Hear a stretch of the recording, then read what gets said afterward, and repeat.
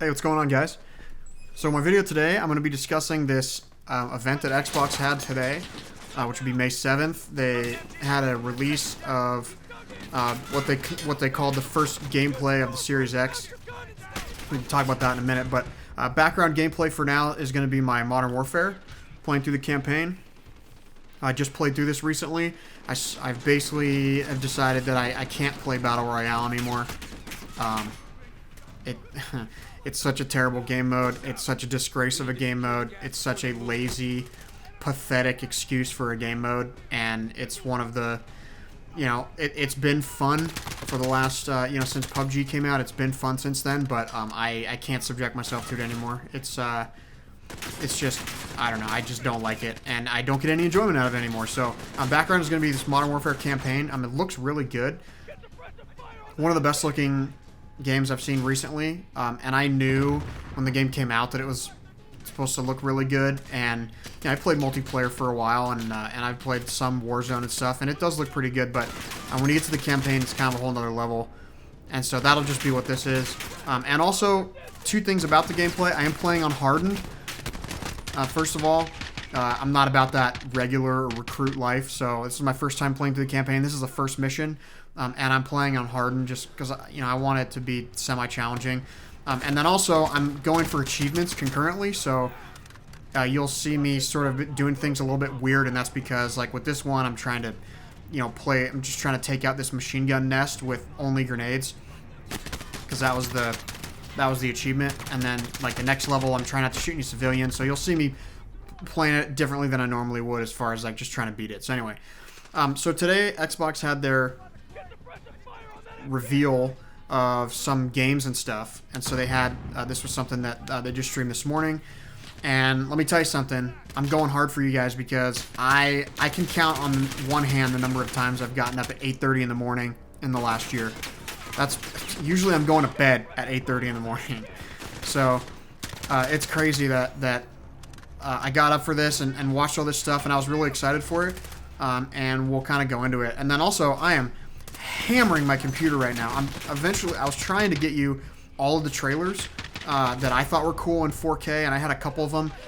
But to put it lightly, to be able to get that content in 4K off of YouTube and be able to download the file and then have to convert the file, it's taking a lot longer than I expected. It's taking about 25 to 30 minutes just to do the one trailer that I thought was the best. So I'm probably just going to leave it at that. I'll link the ones that I wanted down in the description. I guess I could link them all. I'm not really sure, but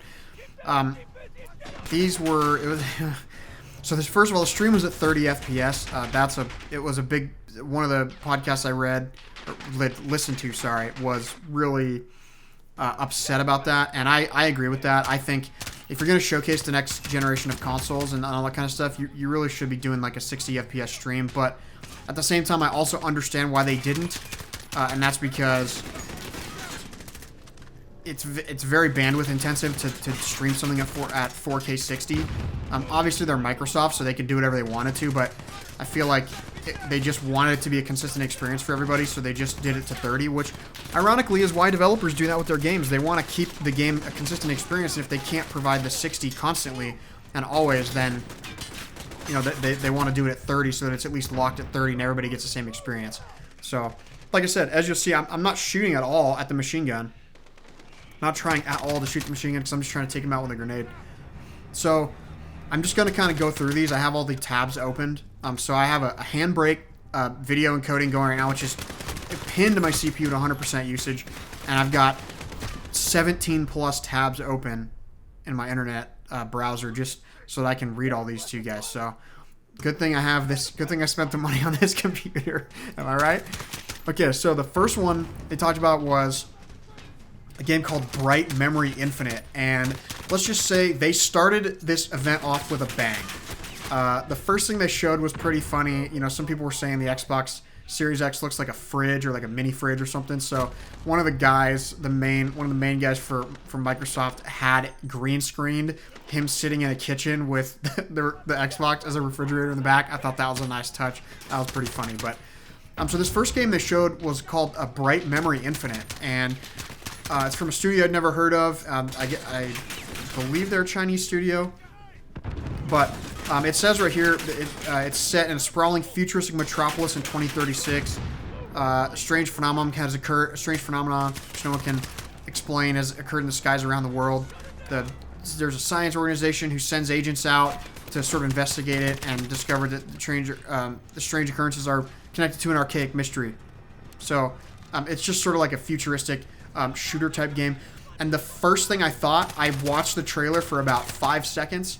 Now all of them were streamed in 1080 30, except for YouTube. You could watch it in 4K 30, which I didn't. I thought it was going to be 4K 60 again. Whatever. We already discussed that. So it came up, and I actually thought it was Crysis. So it looked very similar to Crysis, like a semi-subtropical, I guess subtropical already explains it, but it's like a subtropical sort of setting with trees and rainstorm blowing sideways, and it just looked kind of like a Crysis game. And they had said something about Crysis Remastered. Obviously, we've known about that recently, so I actually thought it was that. And I was actually pretty excited because it looked ridiculous. But in my opinion, this was actually the highlight of the entire show. I wasn't really a fan of a lot of the content, but this game was brilliant.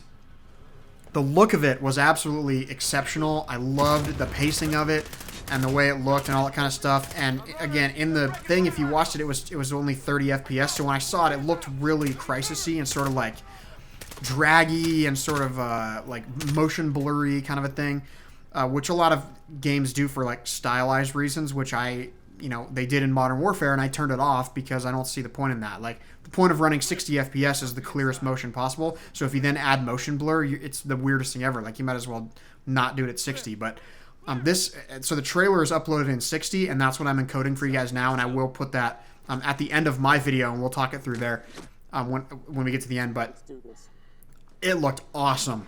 It looked like a type of game I would absolutely buy. It was a shooter. It was sort of crazy fast-paced. The graphics looked amazing. The atmosphere was heavy. And then they did a bunch of shooting, and he ran and jumped in a car, and then there was just a little car scene, and it looked phenomenal in my opinion. Absolutely phenomenal. I thought it was the highlight of the show. Now, these are basically... There's two funny things about this show. So there were two games that stood out to me. One of which was this one, and the other one was called Scorn, and we'll talk about that one in a minute. But ironically, both of those were also uploaded at 60 afterwards and looked way better afterwards, looking at them at 60.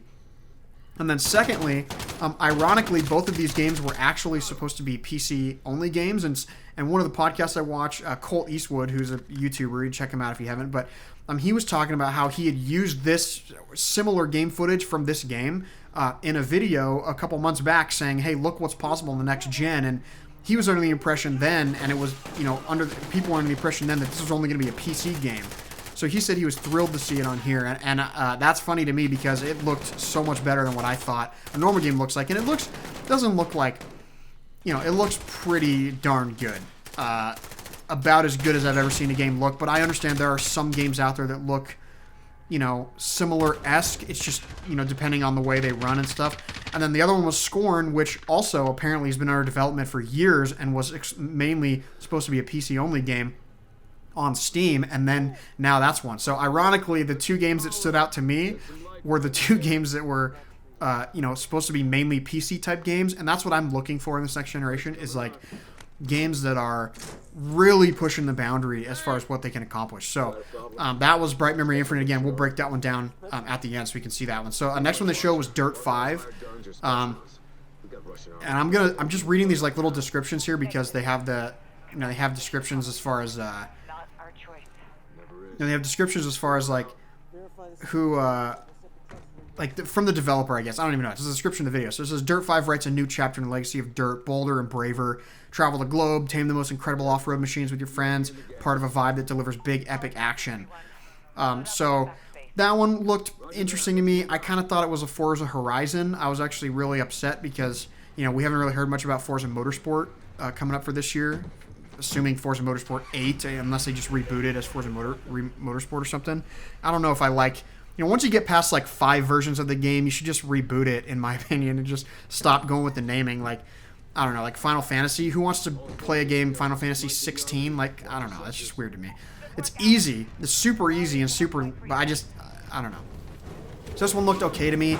It literally looked like Forza Horizon. And I thought, you know, I don't know. I wasn't sure what to make of it, if I'm being honest. And then, so yeah, I mean, by the way, that cutscene was crazy, right? I know I'm just like totally going here, but I don't even have the video up on my screen when I'm recording this voiceover. So that Modern Warfare cutscene looked phenomenal. So I don't know. The Dirt game didn't really impress me all that much. Two things were cool about it though. They did say that they were going to support 4-player split screen, which is kind of funny. It's almost like going back 25 years. Like, hey, it's 1995. You can play with 4 players on the same screen. I thought that was kind of funny. I mean, you know, cool, I guess, for some settings, but just different. And then they also confirmed at the end of the video through a little mini developer interview that they are actually, supporting a 120 hertz option, which they're the first that I know of to announce that. I mean, we're assuming there would be lots of people doing that, but we don't know what sort of resolution it's at. I'm almost positive it's not going to be at 4K, given the way he talked about it and all that kind of stuff, but they are going to do a 120 hertz option. I shouldn't say I'm sure, but they just said they're going to do a 120 hertz option, which is really cool. But that one didn't really speak to me. I love racing games. I love Forza. In fact, some of the footage at the end of this video will also be Forza Motorsport, me racing a F50 GT from Ferrari, but this game didn't speak to me at all. It didn't really do much for me. So next up was Scorn. And Scorn was pretty ridiculous. All it says in the description is, Scorn is an atmospheric first-person horror adventure currently in development by Ebb Software. Normally, I don't like horror games, but this game absolutely spoke to me as far as the tone of it. There was nothing it was dark, it was heavy, and that was it. There was no tone. Oh yeah, here we go. So here's what I'm talking about. This cutscene. Look how phenomenal this looks, huh? Like look at the textures on that General Lion's face as we come around here. Just look at that. Like obviously the animations are what they are, but look at that. Look at the sunlight. Look at the texture on her face. I mean, it looks ridiculous. And then look at this lady's hair. Like, oh man. And just whoa, phenomenal. Woo. So back to Scorn, extremely atmospheric, very dark and sinister, and no dialogue, no fast-paced anything. It was just a teaser. It wasn't even gameplay. And there was some weirdness in there. There was like a part that I'm pretty sure was something that maybe shouldn't have been shown, but like it looked like it looked like something that it normally should be covered up. I'll just say it. I'll just leave it there. But that game looked awesome. Just the darkness and the weirdness and the horror goriness to it just was completely right up my alley. It made me go, yeah, this looks epic. So that one was so sick. Make sure you guys check that one out. I'll link that one down in the description below. I'm just gonna link the two that I want to link down there because I don't want to crowd it with all the links from all the trailers. You can find them on the Xbox channel, so I'll link the Xbox channel and then each of the 2 trailers that I was really impressed with. But Scorn looked absolutely amazing. I can't wait to play that game. Just without anything else, just the tone that they set from that, I immediately was like, yeah, I'm going to get that. So next up was Chorus. Says Chorus is a new spaceflight combat shooter releasing in 2021. This one's a little bit further out. So you get to become Nara, who's the main character, and Forsaken, which is her sentient starfighter. So that's actually her ship. It says compelling journey of personal journey of redemption, devastating weapons, mind-bending abilities, and a true evolution of space combat shooter. So this one was pretty cool. There was some cool like spaceship flying scenes and stuff like that. That one looked pretty nice. It says here 1 pilot, 1 ship, 1 living weapon. So this one's cool. It says powerful and distinct weapons and combat upgrades, master your ship's unique drift mechanic and intuitive abilities, including extrasensory perception, teleportation, telekinesis, to overcome massed hordes of enemies, take down titanic battleships, clean your powers together to become the ultimate living weapon. So, that one looks pretty cool. Not too much there as far as that one. There was a trailer. It was kind of half story based, sort of half like ship gameplay type thing. That was pretty cool. And again, that one's a little further out, 2021. That one looked nice. Next one up was called Vampire the Masquerade. Completely uninterested in this game. I mean, I'll read it, but enter the world of darkness and rise through vampire society. Experience Seattle, a city full of alluring, dangerous characters and factions. You're dead now, but stronger, quicker, more alluring, more potential. You can be brutal and unflinching, or cultured and seductive. You can use charm, cunning, terror to rise through the vampire society. I was not interested at all. I don't like this type of stuff. Don't really like anything to do with vampires or werewolves or any of that. And honestly, the gameplay looked kind of okay, but the graphics to me looked horrible. It kind of looked like a, an indie type game. Vampire the Masquerade Bloodlines 2. I'm not gonna talk down on the developers or anything like that. I just didn't think it looked very good. I thought it looked kind of like a last gen thing, and I wasn't really interested in it, so we'll just kind of breeze over that one. But as far as the trailers here, a lot of these have crazy like to dislike ratios, like Assassin's Creed Valhalla, which has a horrendous like to dislike ratio, but this one actually is really high. 4,100 likes, only 384 dislikes. So people seem to like that one, but it didn't interest me at all. So next one was Call of the Sea, excuse me, which it says Call of the Sea is an otherworldly adventure game set in the 1930s South Pacific. Explore a lush island paradise and puzzle out the secrets of a lost civilization in the hunt for your husband's missing expedition. So this one looked really similar to like Sea of Thieves, if you've seen that game. It's very stylized. Cartoonish, yes, but also not like cartoon-ish, if that makes sense. Very cartoony, but very stylized. And this one has a super high like to dislike ratio also, but kind of like a Sea of Thieves. You're on an island. You have these like puzzle things. It's a South Pacific, so it's a tropical island. Little puzzle type deals. The water looked really amazing in that trailer. That one looked really good. But I don't like those type of games either. It's sort of like a cartoonish stylized type game, so I wasn't really interested too much in that one.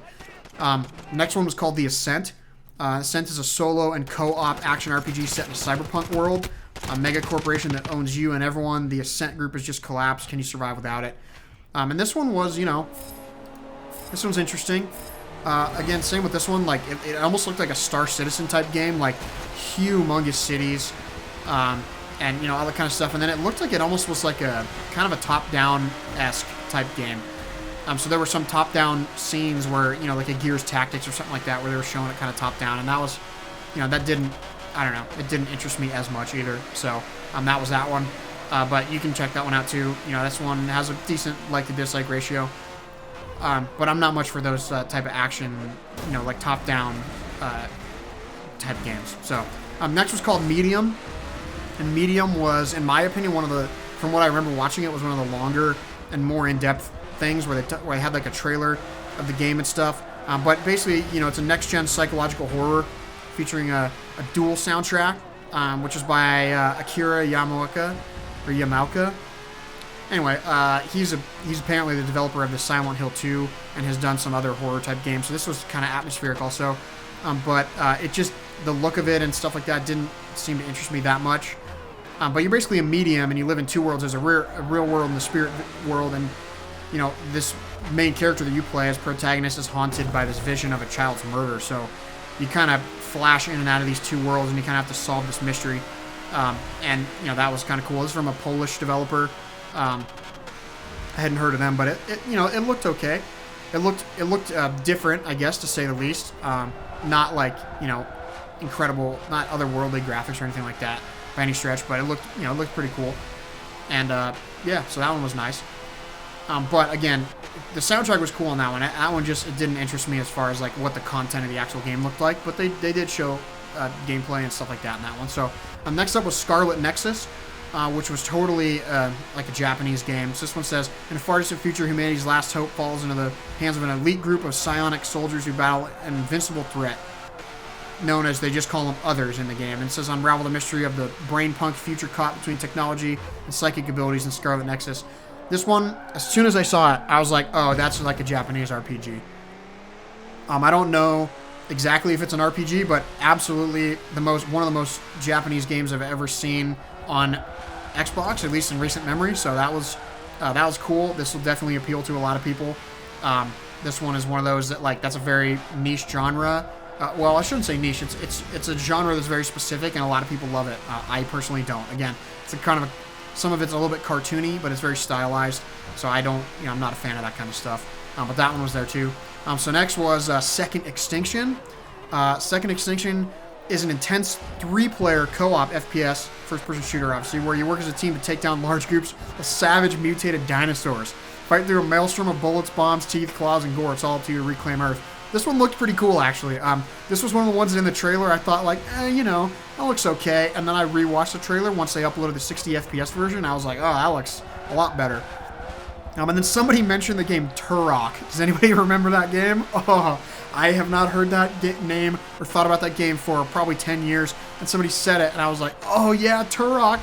So that was kind of cool. But it basically, you know, Second Extinction is sort of like a play on, obviously, dinosaurs went extinct, and then we come back and have to kill them. It looked pretty cool, actually. It looked kind of action-filled. There was sliding and shooting, and the dinosaurs were kind of like getting all pulped up is the term I heard someone use, which was funny. Like, you shoot them and they blow up, and like parts of them go flying off, and it was kind of gory, and that was kind of nice. Next up was Yakuza Like a Dragon, and I've never been a fan of those games. I've never played them, but I've never really been a fan of the, like, you know, kind of the style. In my opinion, this was the worst looking game of all of them as far as graphics are concerned. It just definitely didn't look like a next gen. It almost didn't even look like a good. I will say the graphics didn't even look good for this generation, if I'm being honest. But again, I don't want to, like, you know, dump on a developer or anything, because this is their game, and you know. But anyway, so Yakuza Like a Dragon launches day 1 on Series X. Become Ichiban Kasuga, low-ranking Yakuza grunt on the left on the brink of death by the man he trusted most. Take up your legendary bat, get ready to crack some underworld skulls in a dynamic RPG combat set against the backdrop of modern-day Japan. So, you know, for those that like those type of games, it's you know, it's a Yakuza type game. I don't know. Again, I'm not as familiar with those game types. I haven't been a huge fan of those. So anyway, that one looked kind of cool. And then the final one was Assassin's Creed Valhalla, and this was like a big deal for everybody. This was like one of the things generating the most buzz. They said get a look at the first look at the gameplay. So it says even here in this thing, like all these other ones are like a paragraph or two, and this Assassin's Creed Valhalla is 1, 2, 3, 4, 5, 6, 7, 8, 9 paragraphs. This one is. Get a first look at Assassin's Creed Valhalla. Footage is representative of Xbox Series X gameplay. So basically you're in 9th century AD, driven from Norway by endless wars and dwindling resources. A Viking raider leads a clan of Norsemen across the icy North Sea to the rich lands of England's broken kingdoms. Their mission is to establish a new permanent home no matter the cost. So, you know, it is what it is. They are going on the Viking era, and people have known that for a little bit. They released something the other day, a trailer a little bit ago, and this was billed as like the first gameplay look. I'm not even going to read the rest, because here's all I have to say about this. To call this a gameplay trailer is unbelievably disingenuous. It's basically a flat-out lie, and it's pretty clear. Oh, that's nice. That's good, man. Good work. What a professional I am, having my phone not on vibrate. So it's so disingenuous to call this a gameplay trailer. It's pretty clear that this is what people tuned in for, because this has the most engagement as far as likes and dislikes of any of the video. It has 3,700 likes, 4,100 dislikes. And that's come up significantly. At the beginning, it was like 1,000 likes and 3,000 dislikes. Like, it looks terrible. Well, I'll say that. It looked terrible as far as the likes to dislikes. As far as the gameplay, there was no gameplay. So it's a complete farce. It's a lie. And personally, this is part of the reason why I've hated gaming so much for the last few years. I not hate gaming, but why I'm not as a fan of the way people have been acting in gaming the last few years. It's a straight up lie. It's a straight up lie. They got people to tune in, and there was literally no gameplay. I challenge you to go through this trailer and find a single bit of gameplay in this trailer. It's a complete, like I said, unbelievably disingenuous. It was not a gameplay reveal trailer. There was nothing in that trailer that made me go, oh, that's a gameplay, or that looks cool. And on top of that, it's only a 30 FPS trailer, and they submitted it to Xbox at 30 FPS. So not only did it air originally in 30 FPS, when you go to the actual trailer on Xbox's channel, it's also in 30 FPS. So Ubisoft, congratulations, you dropped the ball. And I think a lot of people agree with me. I'm not even that big a fan of Assassin's Creed games. I haven't played them for a long time, but they're relatively big games, and I'll just say congratulations, you dropped the ball. It looks like people absolutely hate this trailer and are super upset with you know, being jerked around by their chain, and I don't blame them, because I'm upset too, being jerked around by your chain to watch this gameplay reveal, and then it's nothing. It's not even a reveal. I don't even know what to say about it. So, all that being said, overall, I will say overall I was disappointed. I don't know exactly what I expected. This after all was only the third-party title, so of course Xbox has their first-party reveal in July, and I would expect that to be really epic. I would expect that to look way better and have, you know, all the things that they've been working on, like the rumored Fable game and all that kind of stuff. I'd expect that to be much better as far as utilizing the hardware, because these are third-party people. And some of these games, like, you know, if the game's releasing this year, that means it's been in development for the previous few years. So there's no way they would have been able to design it specifically for the new hardware. So you do have to keep that in mind. These are games that are, you know, not next gen. They're like between current and next gen at best, and so they're not technically designed for this next gen. And we won't see that for about another year. Well, I think they won't start releasing until 2021. I'm not going to say a year, because I think, you know, Microsoft has some things in the works, and I think the Forza Motorsport this year might actually be the first 4K 120 game on the console. And I don't have anything to back that up other than just a statement from Turn 10 saying they're working on a completely new experience. And knowing what I know about Forza in the past, Forza Motorsport, and how they've used that to showcase the power of the console, I definitely think it's possible for them. I don't definitely think it's possible. It is fully possible for them to go 4K 120 on that game, depending on how ambitious they are with the graphics. So I think there may be a 120 hertz 4K Forza Motorsport this year. That's my own personal opinion. I have not heard anybody say that or even speculate that. That's just my own personal thing. That's where I think it's going to go. But in general, I was kind of disappointed with this one. I was immediately, when it opens up with Bright Memories Infinite, and it opened with that, and it just punched me right in the mouth. And I was like, this is going to be an absolutely epic show. I'm so excited. This game looks unbelievable. Looks so phenomenal. I can't even believe it. And then it was kind of just downhill from there for me personally. You know, did a good job of kind of getting into that category that they've been lacking in, that Microsoft has been lacking in, which is the mature content one. There were a lot of games in there that were definitely looked more like a heavier, more mature content type of game. And I know that for me personally, I like those type of games. I don't like the cartoony fantasy type games. I like the heavier, gory, more type games. And that's the same for me in movies. I really don't watch a lot of movies, but I have a kind of specific taste. I really like, you know, sort of action, violent, like R-rated movies. I just love that sort of grittiness that those things have that you can't have in like a PG-13, which, you know, and that's pretty apparent if you watch like The Avengers and then you watch something like, you know, The Matrix or John Wick or Blade or something like that. Like, there's just things you can do in an R-rated movie that you can't do in a PG-13 movie. And that's what I think people are sort of desperate for in this Xbox side of it, because Xbox has always been that. Like, you look back at Gears of War and that kind of stuff, those were really gritty games. And even going back to like the original Modern Warfare, World at War, which was still the grittiest Call of Duty to date. You know, you're blowing off people's limbs and there's blood flying everywhere, and you know, you're murdering Germans and Russians in the campaign, just slaughtering them after you capture them. Like, darkest, you know, one of the darkest, definitely the darkest Call of Duty, except for maybe Black Ops in my opinion. And that's just like, I like those type of atmosphere, because it's a different experience, you know, like you can live your life and there's plenty of people that are happy and all that kind of stuff, but you don't get to see that dark, you know, mature atmosphere. And so I feel like they did a good job with that. And a lot of the games had a really much darker overtone, like a lot of probably mature rated games, which I thought was good. You know, I thought in that respect they did well.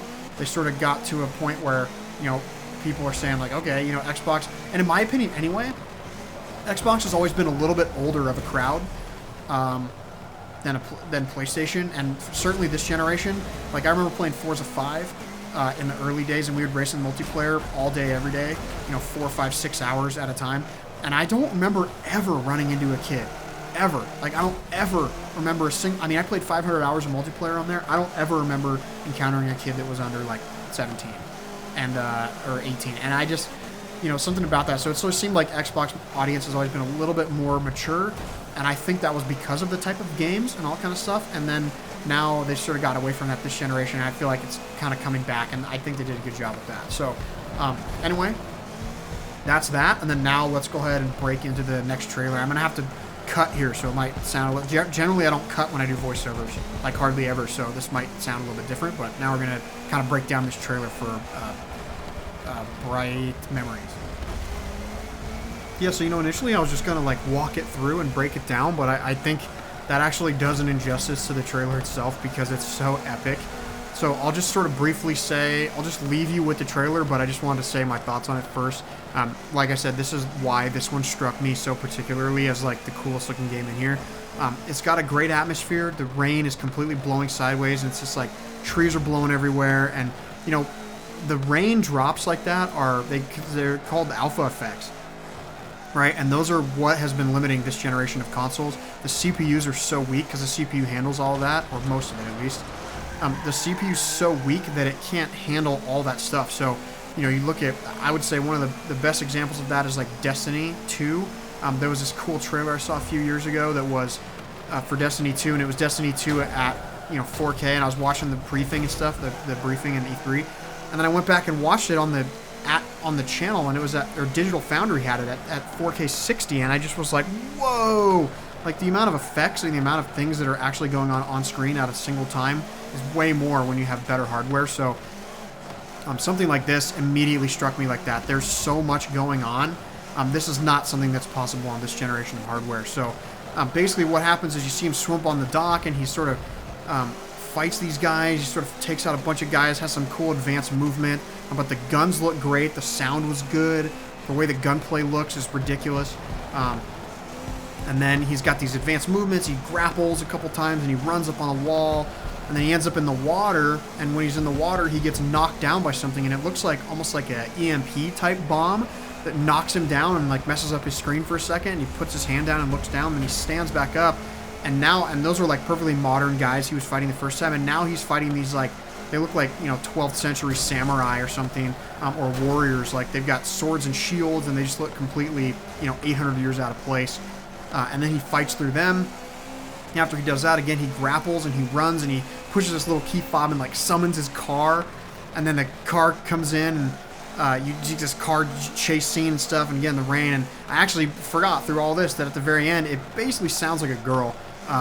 When the car rolls and all that kind of stuff, it sounds like the protagonist might be a woman. So that's just for what it's worth. It was a surprise at the end, and I completely forgot until just now. So anyway, it looked cool. It's very, again, very stylized like all the other ones, but this one spoke to me way more than any of the others. Again, except for Scorn. Scorn spoke to me, but this one totally spoke to me and looked like a game that I absolutely wanted to play and buy day one and sink a bunch of hours into. So let me know what you guys think. Thanks for being here. I appreciate it. This was a longer video, but there was a lot of stuff to break down, and I didn't even really go that in depth with a lot of the trailers. So again, I'll link the Xbox channel down below where you can go and see all these trailers, and then I'll link the two that I really liked, including this one. Again, not that you guys really care, but it actually was a lot of work to get it here in 4K the way it looks in my video. So just make sure you appreciate that and how good it looks. Not like appreciate my work. I'm just saying make sure you appreciate how good it looks, because I spent a lot of time making it look that good. So thank you guys. Appreciate it. See you in the next one.